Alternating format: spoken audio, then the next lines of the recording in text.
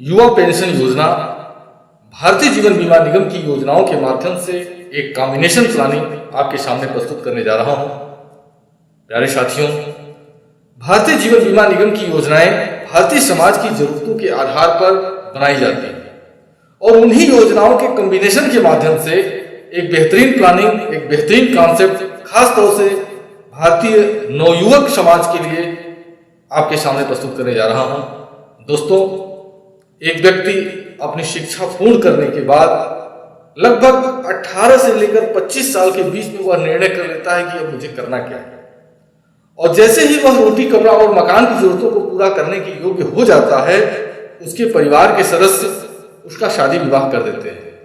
शादी विवाह हो जाने के बाद उसके घर में नन्हे मुन्ने बच्चों की किलकारियां गूंजने लगती हैं। अब वह व्यक्ति अपने बच्चों की छोटी बड़ी जरूरतों को पूरा करना शुरू कर देता है, अपने परिवार की हर आवश्यकताओं को पूर्ण करने की पूरी कोशिश करता है, पूरा प्रयास करता है। वह अपने परिवार को किसी भी तरह की किसी भी समस्याओं से, किसी भी परेशानियों का सामना करने के योग्य बना देता है अपनी इनकम, अपनी कमाई के आधार पर।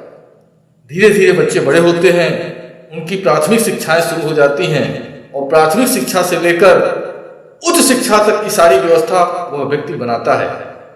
धीरे धीरे बच्चे बड़े होते हैं, उनकी शादी विवाह और तमाम आवश्यकताओं को पूर्ण करने के लिए वह व्यवस्था करता रहता है। इन सारी व्यवस्थाओं को करने के साथ साथ जो सामाजिक आवश्यकताएं हैं, सामाजिक जरूरतें हैं, उनका भी निर्वहन करने की वह पूर्ण प्रयास करता है।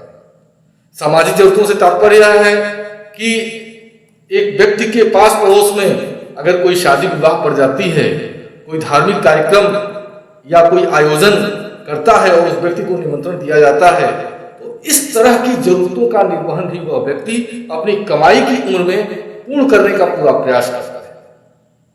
दोस्तों, एक दिल को चुभने वाला एक मेरा प्रश्न है और मुझे लगता है कि हर व्यक्ति को इस प्रश्न का उत्तर निश्चित रूप से ढूंढ लेना चाहिए। मेरा प्रश्न यह है कि यदि आपके परिवार को आपके द्वारा कमाई गई जो आय है, जो कमाई है, यदि न पहुंचे, तो जो परिवार की रोटी कपड़ा और मकान की जरूरतें हैं उनको आपका परिवार कैसे पूरा करेगा? बच्चों की जरूरतें कैसे पूरी होंगी? घर की जो छोटी बड़ी आवश्यकताएं हैं उनको परिवार कैसे पूर्ण करेगा?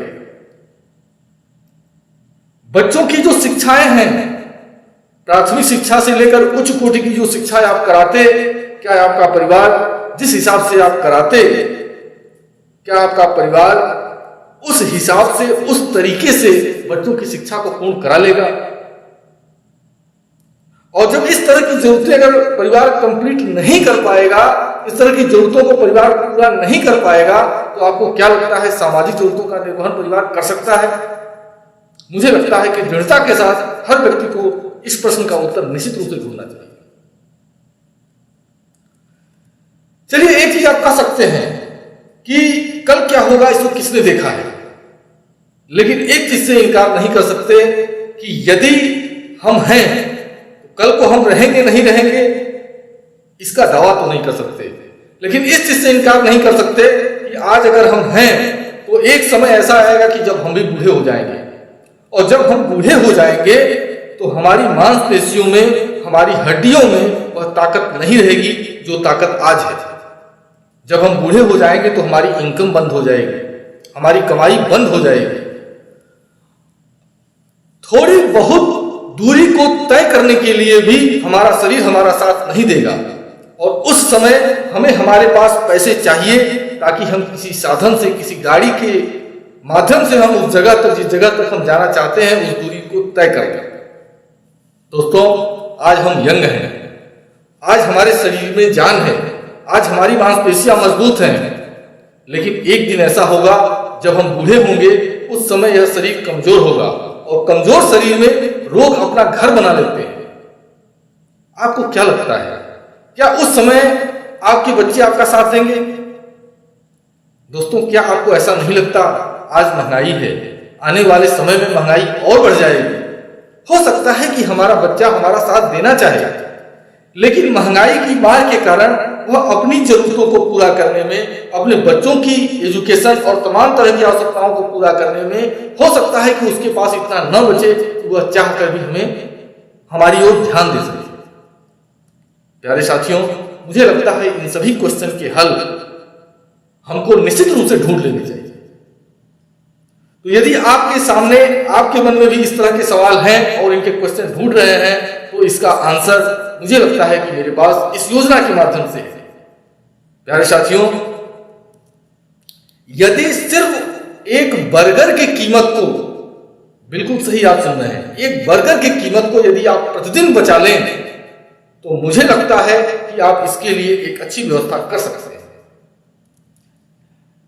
यानी सिर्फ अगर 80 रुपए की बचत एक व्यक्ति प्रतिदिन करने लगे तो मैच्योरिटी पर, यानी जब पॉलिसी पूरी होगी तो उसको 48 लाख रुपए मेरी LIC भुगतान कर देगी।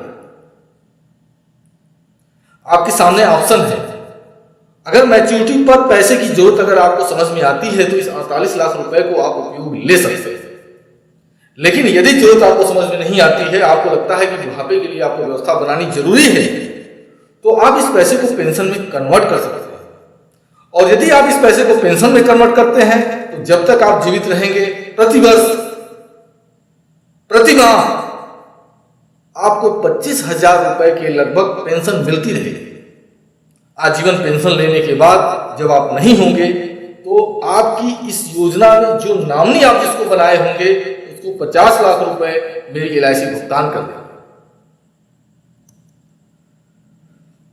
क्या होगा यदि पॉलिसी की मैच्योरिटी से पहले, यानी बुजुर्ग होने से पहले अगर हमारी मृत्यु हो जाती है, तो उस कंडीशन में यह पॉलिसी क्या बेनिफिट देगी? दोस्तों, जब हम कमाई करते हैं तो उस समय हमारे ऊपर तमाम आवश्यकताएं होती हैं, तमाम परिवार को जो जरूरतें हैं उनको पूरा करने की तमाम जिम्मेदारियां हमारे ऊपर होती हैं। तो यदि उस दौरान अगर हमारी डेथ हो जाती है तो भविष्य की सारी प्रीमियम सबसे पहले माफ हो जाएगी, यानी भविष्य में कोई किस्त जमा नहीं करना होगा। हम पॉलिसी जब लेते हैं और जब तक पॉलिसी मैच्योर नहीं होती है, उस बीच में 12 लाख रुपए से 50 लाख रुपए तक का रिस्क कवर चलता रहता है। यानी हमने आज पॉलिसी ली और प्रथम वर्ष में अगर कोई कैजुअलिटी होती है तो 12 लाख रुपए का भुगतान मेरी LIC तत्काल करेगी। और जैसे जैसे हम प्रीमियम जमा करते जाएंगे, रिस्क कवर बढ़ता जाएगा और आखिरी वर्ष में 50 लाख रुपए तक का रिस्क कवर चलता रहेगा। दोस्तों, थोड़ी सी ज्यादा प्रीमियम जमा करके एक्सीडेंटल बेनिफिट का लाभ हम ले सकते हैं। थोड़ी सी अतिरिक्त प्रीमियम जमा करके हम टर्म राइडर का लाभ से ले सकते हैं, यानी कि थोड़ी सी प्रीमियम और जमा अगर हम कर देते हैं इस पॉलिसी में तो रिस्क कवर और बढ़ सकता है।